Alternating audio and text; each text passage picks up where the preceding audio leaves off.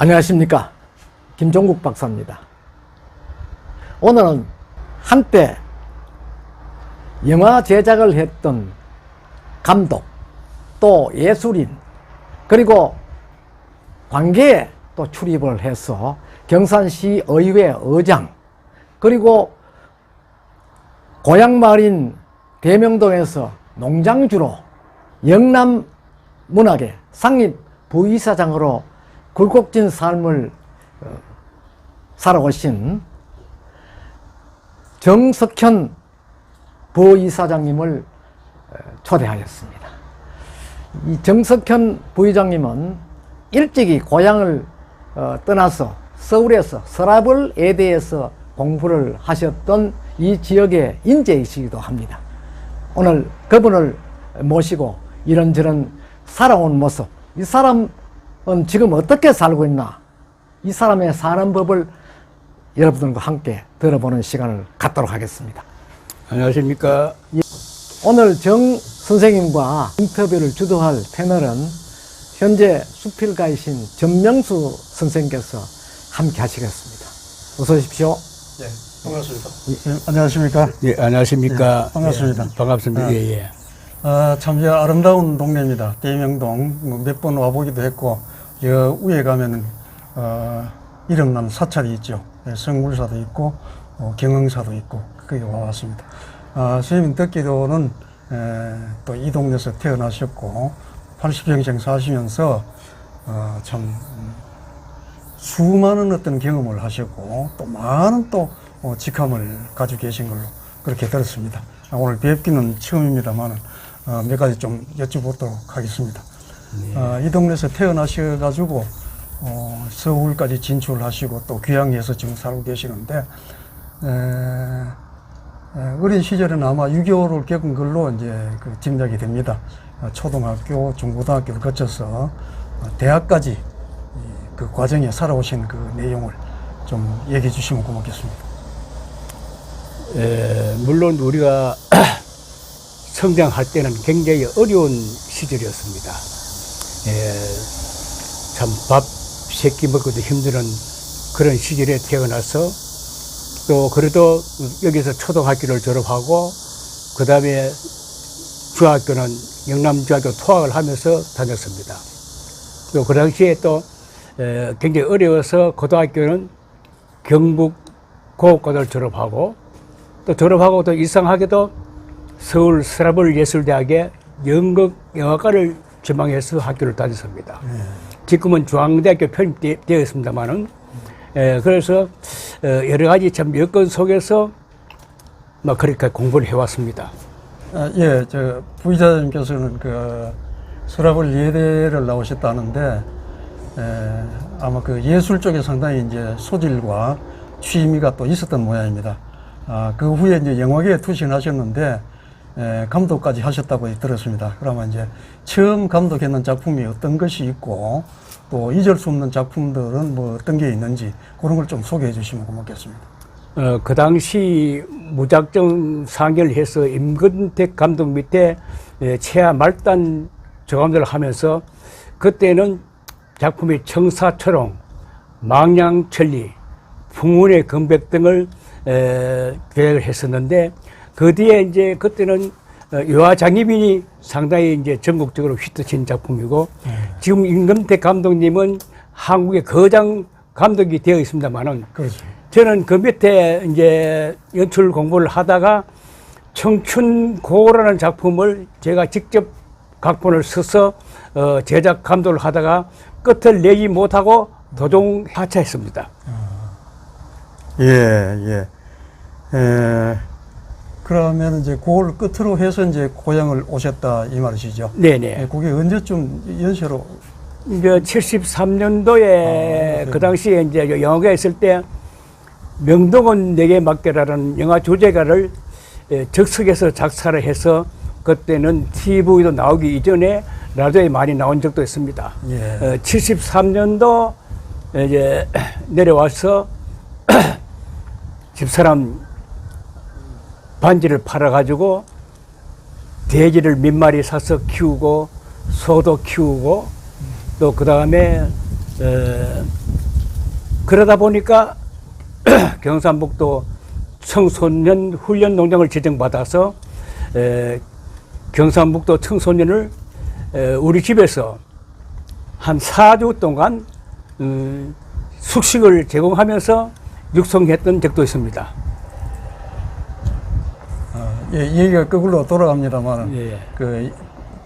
예술 활동 하시면서, 이제 작품들 중에서 뭐 여러 개 있는 걸로 이제 알고 있는데, 뭐 기억나는 거라든지 잊을 수 없는 사항이라든가, 또 그 유명 배우들하고 관계, 이런 것도 조금 더 소개해 주시면 고맙겠습니다. 원래 감독 밑에는 제1조감독, 제2조감독, 제3조감독, 스크립터 등 여러 이제 마트가 있는데, 그 당시에 굉장히 춥고 배가 고팠어요. 그래서 올라온 김에 이제 영화 감독 한번 해보겠다고 청춘고고라는 시나리오를 직접 집필해가지고 한 반 찍다가 도저히 참 나로서는 영화 감독이고 영화계에 몸붙일 그런 시가 아니다. 이런 생각하고 고향에 내려왔습니다. 그러면은 그때 아이다라고 하는 거는 적성에 맞지 않았는지, 안 그러면 재정적인 문제가 있었는지, 어떤 이유였을까요? 그 당시는 보통 제작 감독을 많이 한 그런 시대였는데, 재정적이고 모든 그런 면에서 주위 환경이 좋지 않았습니다. 예, 힘들으셨군요. 예, 그래서 이제 귀향을 하셨는데, 거기 이제 70년도쯤 되겠습니다. 73년도. 예, 73년도. 예. 예. 그리고 오셔가지고 이제 이게 이제 농촌의 농부로서 이제 완전히 바뀌셨네요. 네, 예. 예, 그 얘기 좀 한번 해보시죠. 이제 고향에 기양해서 또 과수를 하나 팔아먹었으니까, 돈도 없고, 그래서 집사람 반지를 팔아서 이제 돼지를 처음에 한 서너 마리 구입을 하고, 그래서 점차적으로 돼지가 늘어나고, 그러다 보니까 또 소도 한 100도 키우게 되고, 또 새로 또 가수원 한 3,000평을 또 확장해가지고 열심히 농사 지었습니다. 예. 그래서 이제 이 지역의 한 유지로서 또 농촌 생활을 하면서 지도자 역할, 그런 걸 이제 하신 걸로 그렇게 보여집니다. 그 어떤 활동도 좀 소개해 주시죠. 열심히 이제 농사를 짓다 보니까 어떤 측면에서는 뭐 농촌에 뭐 사과 장목 반장, 뭐 영농 지도사, 뭐 여러 가지 어떤 그런 그 감투 부담도 우리 농민에게 주어진 그런 책무가 있어가지고 열심히 했습니다. 예. 그래서 청소년 훈련 농장을 도에서 지정받아서 1년에 10명씩 우리 집에 식식을 제공하면서 양돈, 한우, 과수 분야에 같이 연구하고 토론하고 농업 분야에서 연구했던 적이 있습니다. 예. 그래서 이제 또 이름이 또 늘리지고 또 처신의 폭이 또 넓어지고 하니까 지방자치회를 맞이해서 경상군, 경산시 의회 의정 활동을 하신 걸로 또 알고 있습니다. 예, 거기에 대해서 이제 또 의장까지 하셨는데, 의정 생활을 하시면서 보람이 있었다는가, 또 조금 내가 지금 돌이켜보면은 뭐 아쉬운 점도 뭐 없지 않아 있지 않겠나 싶은데, 그런 점도 좀 말씀해 주시죠. 그렇게 열심히 하다 보니까 주민들의 어떤 그 의견에 따라서 처음은 대통령 선거인단, 지금 평화통일자문위원회인데 그때부터 출발을 했습니다. 81년도. 그래서 열심히 하다 보니까 지방자치 시대가 열려가지고 경산시의회에 진출을 했었는데, 그 당시는 우리 주위에서 농로포장, 도로포장, 간이상수도, 새마을회관 이런 분야에서 예산이 많이 투자되었습니다. 그래서 저는 이 지역의 신군으로서 안길 바라는 모든 그 우리 생활에 필요한 공사에 대해서 열심히 참 도와주고, 또 열심히 또 그 참 새마을회관이나 그런 방면에서 다른 타면 못지않게 활동했다고 자부하고 있는 겁니다. 또 그리고 또 농촌을 위해서는 그 당시 시 예산으로서 농업 대상을 주자고 제가 주장해서 몇 년 준 적도 있습니다. 예. 뭐 아쉬운 점은 없습니까? 이제 아쉬운 점이라는 건 어떤 측면에서는 지방화 시대에서 어떤 지방자치 제도가 좀 바뀌어 가지고 쉽게 말하면은 지방의원도 그 당에 공천을 받아야만 출마할 수 있는 자격이 있다 보니까 상당히 우리 시대 때는 그냥 그런 공천 제도가 없었을 때 참 우리 주민 대표로서 열심히 할 수 있는 그런 상황인데 지금은 아마 그때하고 차원이 안 틀리겠나 이런 생각이 듭니다. 예. 그 아까 뭐 잠깐 또 언급을 해주셨습니다만 그 이외에 이제 지역사회에 뭐 봉사활동한 그런 사항도 좀 소개해 주시면 좋겠습니다. 그렇게 하다 보니까 저 같은 경우는 이제 봉사활동 하기보다는 우리 지역에 우리 클 때 달불놀이도 했고 또 그다음 또 풍물놀이도 했는데 그런 전통이 다시 살리기 위해서 남천면 문화보존에 가면서 풍물도 만들고 달불놀이도 우리가 저 산에 가서 어릴 때 달불놀이 기억이 나서 남천면 달불놀이도 참 그 행사를 계속 좀 연이어옵니다. 네. 그리고 또 우리 남천면의 학생들을 위해서 장학회도 조직하고 여러 방면에 참 우리 면밀을 위해서 헌신적으로 봉사하고 싶은 마음 속에서 봉사를 해왔습니다. 또 초등학교 이순신 장군상도 건립해 들고 또 그 다음에 또 남천 총동창회도 건립하고 여러 방면에서 우리 면에 필요한 번영회, 청년회 이런 것도 조직하고 활성화를 위해서 노력한 적이 있습니다. 예, 뭐 들어보니까 참 그 마음이 와닿네. 선생님께서는 이제 남천면뿐만 아니고 경산시 내에 다양한 활동을 많이 하시는 걸로 그렇게 알고 있습니다. 그와 관련해서 어떤 수상이나 표창이나 뭐 이런 것들도 좀 소개해 주시죠.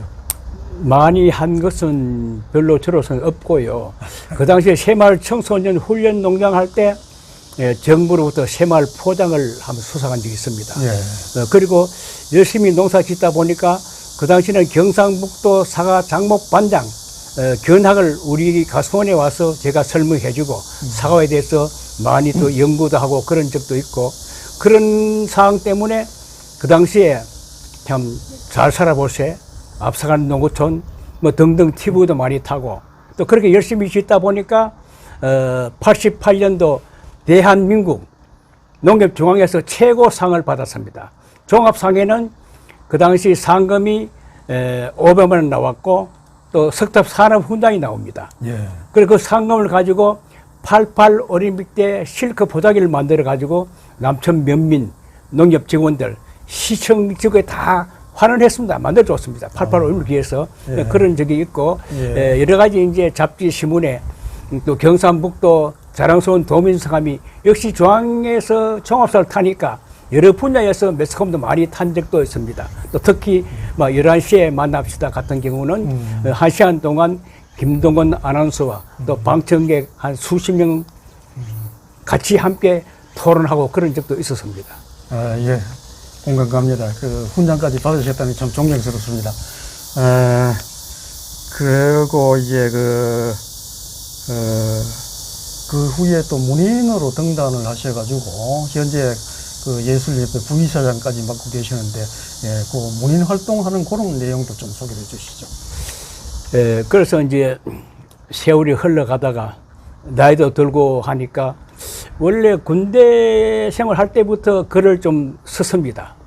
그래서 2011년도 우연하게 영남문학 시로 등단해서 또 계속 또 영남문학을 어떤 문학 나를 발전시키기 위해서 공부도 하고 글도 쓰고 이렇게 이제 문인 생활을 하는데 영남문학은 그야말로 경북, 대구, 경남, 부산, 울산 5개 광역권의 대표지로서 거기에 지금 상임 부상직을 맡아가지고 열심히 노력하고 있습니다. 예. 혹시 또 뭐 발간한 시집이나 뭐 저서 같은 거 있습니까? 시집은 전에 한번 낸 적이 있는데 예. 본대로 느낀 대로 생각대로 지금은 근래는 없습니다. 아, 예. 혹시 아리랑을 좋아하십니까? 제가 이제 한 4, 5년 전에 조금 전에 말씀드렸습니다마는 제가 어릴 때 충무로에서 영화 조제가를 적석해서 하면 작사해서 라디오 나온 적이 많습니다. 근데 고향 와서 뭔가 하면 그 어떤 그런 면에서도 가사를 한번 적어봤어요. 경산에는 이 팔공산 둘레 속에서 금호강이 젖줄되어서 흐르고 또 물론 남천강도 있습니다만은 그리고 우리나라의 유명한 삼성년 그 을이 또 살아있고 또 그러다 보니까 풍수의 피해도 여태껏 별로 받은 적도 없고 또 대학교가 12개가 돼서 학생들이 한 12만 명 되는 걸로 알고 있는 겁니다.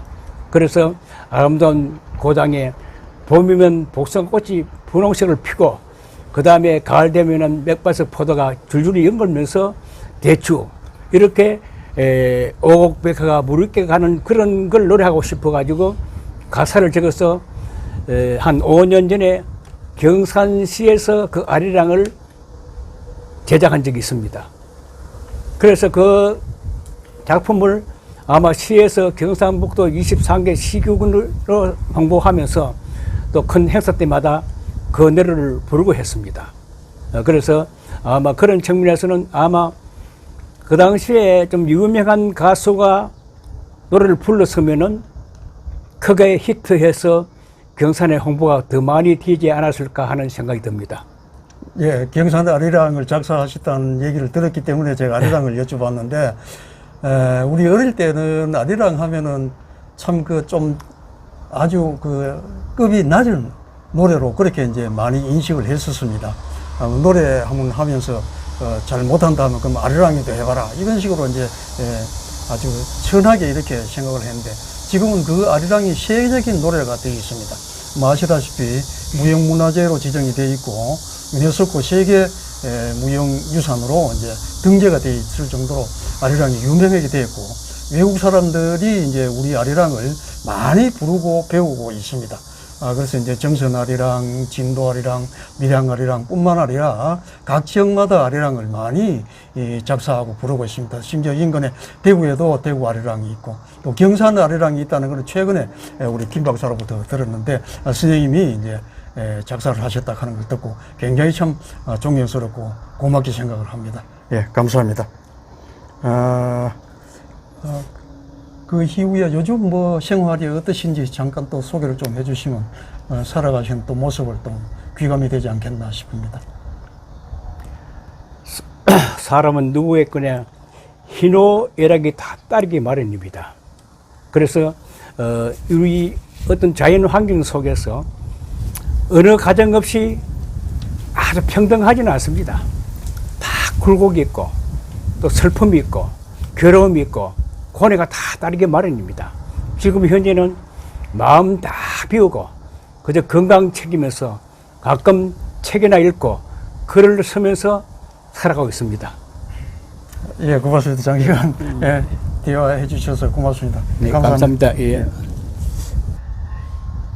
아리랑이라고 이야기하면은 이 아리랑 상징이 아까 그 패널도 이야기를 하셨습니다만 참 우리 어려운 시절에 이래 겪어왔는 거 참 고난의 이야기이지 않습니까? 그래서 아리랑 아라리와 뭐 이런 식으로 부르고 아리랑 이런 식으로 부르지 않습니까? 그런데 경산 아리랑은 그런 애환이 없고 심지어 서울의 한강도 아리수거든요. 아리랑에서 유래된 아리수라는 것은 아리고 서리는 그 역사 사연이 있는 강이라는 뜻입니다. 그래서 경산에도 나름대로의 애환을 상징하는 그러한 어떤 모습이 아니고 경산의 역사, 풍요로움, 또 경산의 젖줄 뭐 이런 식으로 그 가사를 정의를 했지 않습니까? 예. 그래서 그 원인이 어디 있는가 하는 것이고 우리나라 대표적인 아리랑은 강원도 정선 아리랑이지 않습니까? 정선 아리랑도 역시 아리고 서리는 그런 내용이지 않습니까? 이를테면은 아리랑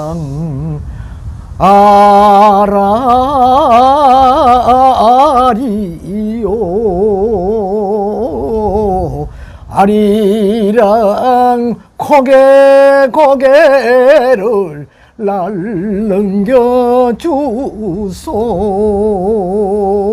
참 애절하잖아요. 그런 노래가 바로 정선 아리랑의 한 구절에 포함되어 있습니다. 그렇다면 경산 아리랑은 어떤 아리고 서리는 그런 내용이 숨어 있나요? 그 속에. 그 속에는 숨지 않고 솔직히 말씀드리면 예. 어떤 풍요로운 네. 그 쉽게 말하면 이런 삼성현의 어리설이 어리어 있고 예. 또 주위에 팔공산 예. 거목하게 젖줄되어 있고 예. 그 다음에 복숭아 또 포도 대추 참 알차게 연결가고 또 그 다음에 대학교에 있어가지고 거기에서 이제 열심히 공부해서 또 기업체도 많은데 그 기업체 기술들이 전세를 뻗어나가고 예. 그 속에서 우리 경산 시민이 어떤 천재지변의 제어도 없이 행복하게 살아간다는 걸로 표현했는 겁니다. 예. 쉽게 해서 이제 밀양 아리랑도 좀 차원이 틀리고 네. 경산 아리랑은 음이 굉장히 경쾌합니다. 네. 우리 시민이 함께 어깨춤을 출 수 있는 그런 걸로 생각해서 만든 겁니다. 아, 그렇군요. 예. 그렇다면 저도 아까 잠깐 그 신마를 이야기하셨지 않습니까? 그 내용을 제가 잠깐 들어보니까 이것은 경산 창가구나. 이렇게 생각했는데 지금 비가라요 인근에 그 밀양에도 밀양 아리랑이 있지 않습니까? 그렇죠. 그 자체도 아리고 설입니다. 너무 안타까움만 표현해서 아리랑을 연출했거든요. 그 아리랑 연출 다음에 그 가슴 아프게 이어지는 노래가 한 500년입니다. 한 500년 노래 한번 해보실래요? 아니, 노래는 잘 모르고. 그렇습니까? 이제 시대의 흐름이 예. 많이 바뀌어졌습니다. 예. 그래서 제가 생각하는 거는 그런 어떤 예환이 담기보다는 지금 현실에 아까 말씀같이 경산의 창가다. 경산을 찬양할 수 있는 가사가 맞아요. 네. 그래서 그게 모든 게 포함되어 있는 겁니다. 네, 알겠습니다. 이제 이를테면은 비근한 예로 서울의 창가라든지 또 요사이 또 뭐 함양 이런 데도 보면은 그 지역을 소개하는데 아주 경쾌한 이야기가 많거든요. 노랫말은 아주 경쾌한데 이 아리랑이라 하니까 아리랑을 그 긍정적으로 생각해서 하는 건 아닌가. 나 그런 생각을 잠깐 해보았습니다. 지금까지 앞에서 모두에서 제가 말씀드린 바와 같이 어렵게 초청한 우리 경산 지역에 그 유지 있습니다. 우리 정석현 선생님은 현재는 활발하게 문학 활동을 하고 있습니다. 문학을 통해서 현실에 살아가고 있는 우리 인간들의 그 진솔한 모습, 또 어두운 곳에서 밝은 모습에 이르기까지 소상하게 이렇게 편집을 하고 또 틈만 나시면 이 산천을 두루 섭렵하면서 아름다운 이야기를 채집하기도 하는 그런 어른이십니다. 이전에는 영화인으로서 또 그 지역을 보살피는 시의원으로서 또 농장주로서 여러 가지 역할을 해왔습니다. 오늘 30여 분 동안 정석현 선생님의 이야기를 들어보니까 정말 이게 희비애락이구나 하는 생각이 들었고요. 지금 정석현 선생님은 고향 남천면 대명리에서 모든 것을 내려놓고 옛 선조들께서 일궈놓은 그 집을 지키면서 이 지역 사람들과 가족처럼 오손도손 살고 계십니다. 우리는 흔히들 인생이 무엇인가 한자 그대로 이야기하면 사람인자의 날생자다. 사람이 낳는 게 인생이 아니거든요. 사람이 살아온 흔적입니다. 그렇다면 인적이 아니겠나 하는 그런 생각도 해보는데 정석현 선생님께서는 오로지 지역을 위해서 많은 봉사를 해 오셨고 지금도 비록 힘들지만 그를 통해서 밝은 부분을 많은 이웃들에게 전함으로 인해서 행복을 전도하는 그러한 지역 선배로서 아주 건장한 모습을 보았을 때 취재하는 저도 아주 행복감을 함께 느낄 수 있었습니다.